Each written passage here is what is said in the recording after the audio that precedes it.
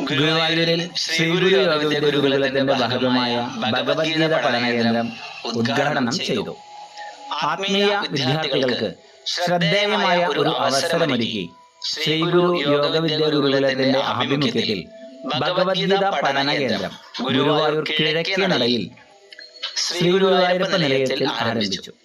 September 1 നടന്ന ചടങ്ങിൽ നാരായണാലയം ഗുരുവായൂരിലെ സ്വാമി സന്മയാനന്ദ സരസ്വതി ഭഗവത്ഗീതയുടെ അനശ്വരമായ മഹത്വത്തെക്കുറിച്ചും ജീവിതത്തിൽ അതിന്റെ പ്രാബല്യത്തെക്കുറിച്ചും ആഴത്തിൽ സംസാരിച്ചുകൊണ്ടാണ് സ്വാമിജി കേന്ദ്രത്തിന്റെ ഉദ്ഘാടനം നിർവഹിച്ചത്.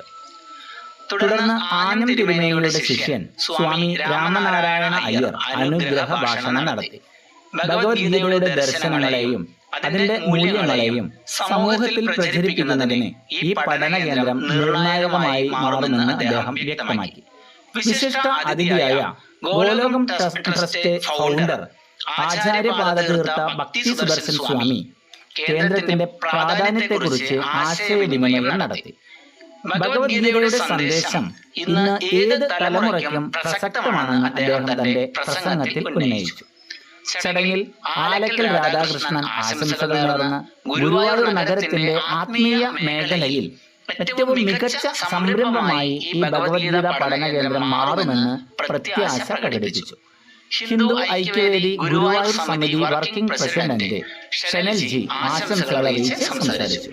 ശ്രീ ഗുരു യോഗവിദ്യ ഗുരുകുലം ഡയറക്ടർ ശ്രീ പ്രമോദ് കൃഷ്ണ ചടങ്ങിന് നേതൃത്വം വഹിച്ചു.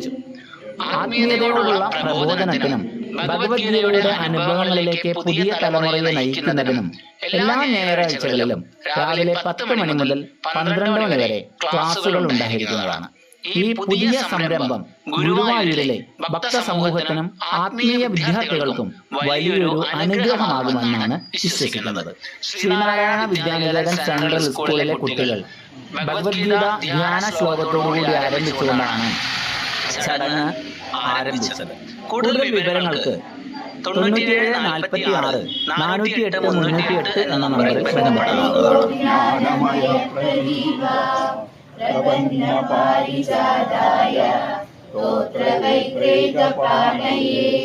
ജ്ഞാനമുദ്രായ കൃഷ്ണായ ഗീതാമൃതദുഹേ നമഃ.